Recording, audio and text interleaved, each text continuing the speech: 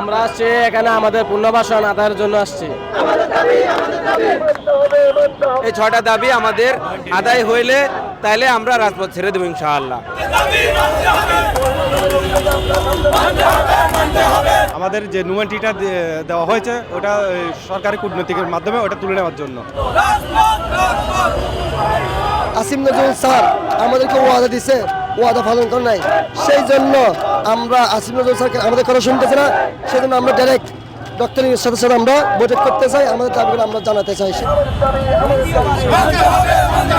আমরা দুবারের মধ্যে যখন নাকি বৈষম্যবিরোধী ছাত্র আন্দোলন হয় তখন ওইখানে আমরা আন্দোলন গড়ে তুলি এবং রেমিটেন্স বন্ধ করি। রেমিটেন্স বন্ধ করার কারণে আমাদের এখানে গ্রেফতার করা হয়।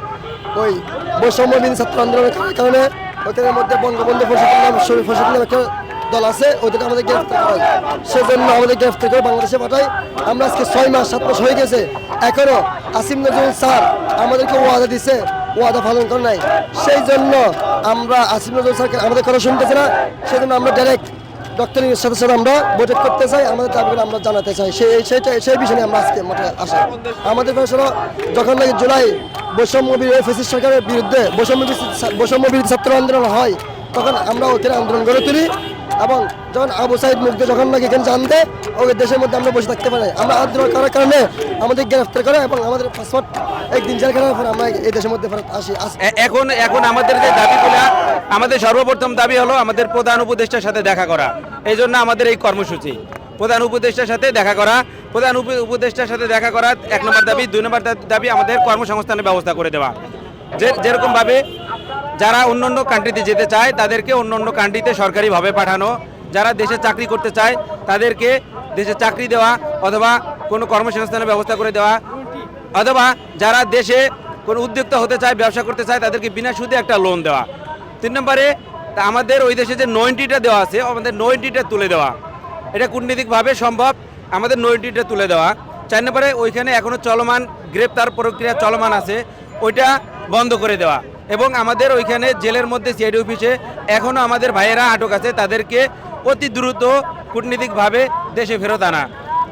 5 নম্বরে দোষীদের বিচার করা। ওইখানে আমাদের বৈষম্য বিরোধী ছাত্র আন্দোলনের পরে যারা আমাদেরকে ধরিয়ে দিয়েছে গ্রেপ্তার, ওইখানে সিআইডিদেরকে এবং পুলিশদেরকে সহায়তা করছে তাদেরকে গ্রেপ্তার করা, তাদেরকে আইনের আওতায় আনা, তাদেরকে আইনগত ব্যবস্থা নিয়ে শাস্তি দেওয়া। 6 নম্বরে ক্ষতিগ্রস্ত প্রবাসীদের জন্য ফান্ড তৈরি করা। এই 6টা দাবি আমাদের আদায় হইলে তাইলে আমরা রাজপথ ছেড়ে দেবো ইনশাআল্লাহ।